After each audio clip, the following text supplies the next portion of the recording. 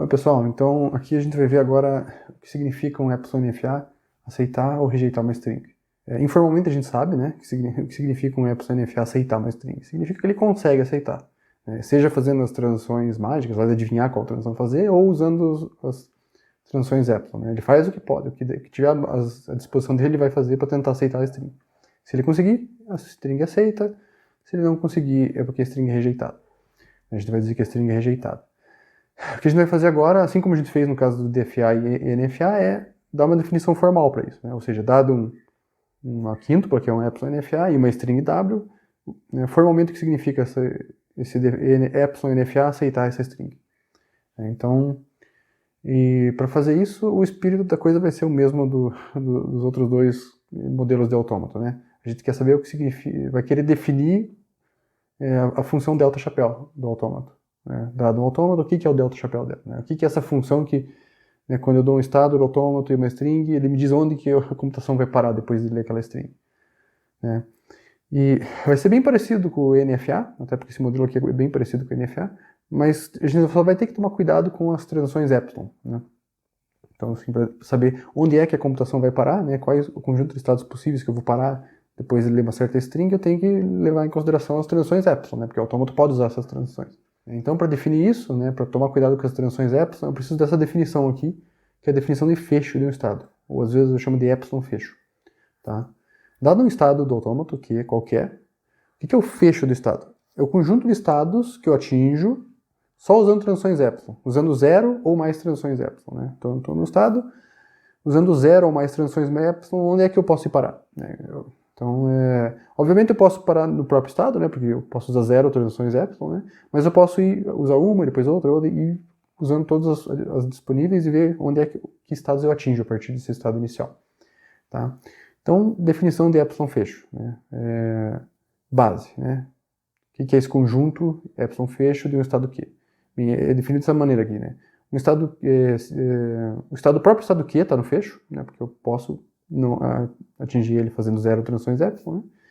Mas também, né, no caso geral, né, se um estado P está no fecho, né, e tem uma transição saindo de P com o rótulo epsilon, indo para R. Né, o R está nesse conjunto aqui, delta de P epsilon. Né,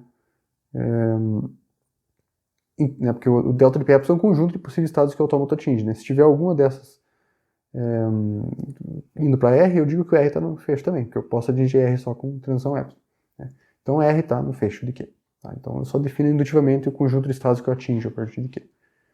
Com isso em mãos eu vou poder definir a função delta chapéu. Tá? Então, dado um epsilon NFA n, que é essa aqui, 5 tupla aqui, a gente vai definir o delta chapéu, né, que é uma função que pega um estado, um símbolo, uma string, desculpa, e vê qual é o conjunto de estados que o autômato pode ir parar, né? A partir dessa string e começando desse estado.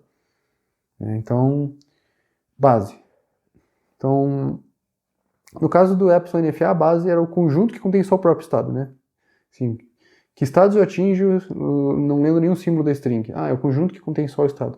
Aqui é um pouquinho diferente, né? Que estados eu atinjo não lendo nenhum símbolo da string, né? Ou seja, se a string tem tamanho, essa string é epsilon, né? Não confundir string epsilon com a transição epsilon. Se a string é epsilon. Bem, o conjunto de estados que eu atinjo é o fecho do estado, porque eu posso ir embora sem ler nada da string, né, e atingir vários estados possíveis. Então a base é o delta chapéu do Q para a string que é vazia é o fecho do Q. Né?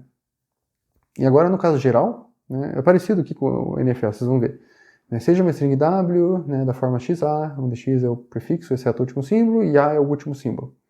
Né? Que estados eu atinjo, né, lendo W. Né? Então eu vou ver primeiro que estados eu atinjo um pouquinho antes de fazer a última transição, né, com o símbolo A, né, ou seja, lendo X, onde é que eu posso parar. Né, e aí, digamos que esse conjunto de estados aqui, P1, P2, PK, são os estados que eu atinjo só lendo X, né, Q, delta chapéu do QX.